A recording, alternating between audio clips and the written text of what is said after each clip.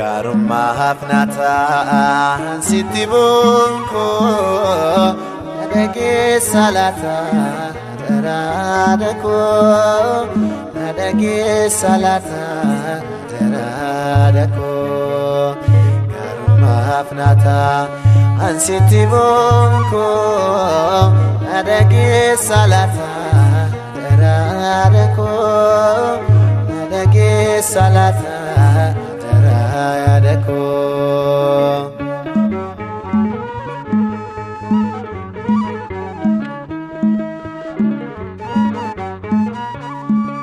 Mana keenya keessa nangafaan ture addaa waan ta'eef argaanne hiree maqaa kee waammadhee maaltu natti irrataa Elshaaddaa ilmi kee baruu koo naaf gootaa du'aaf na kennee jireenyi koo Bira nafee adakoo aloon angateen barramada namni adangaa jiraadha.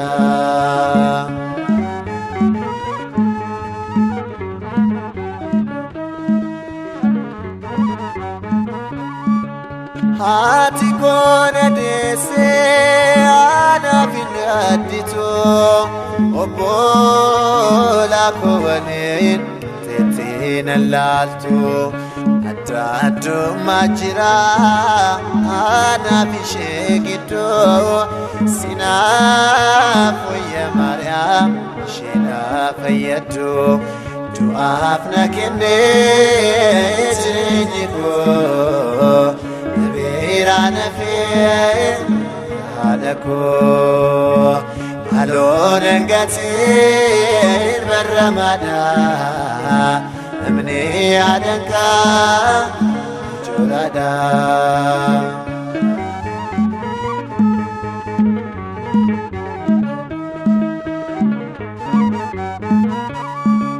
Namni adangaamne maaltu itti tola jireenyi isaa hunduu jiraatee fashalaa kanaafan si waamaa na biraa nafine aadaa biraan qabu ati naan gatine du'aaf na kennee jireenyi koo bira nafee adakoo aloon angateen barramada namni adangaa jiraadha.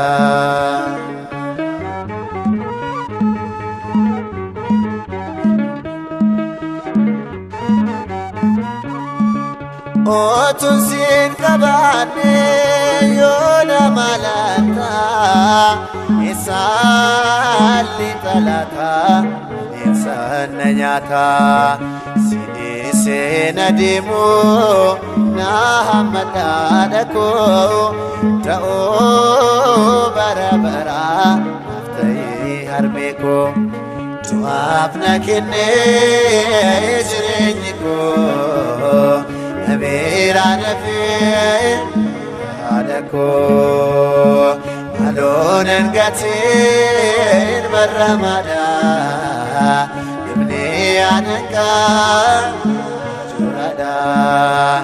Garummaa hafnataan sitti bunko dhageessa laata daraara koo dhageessa laata daraara koo.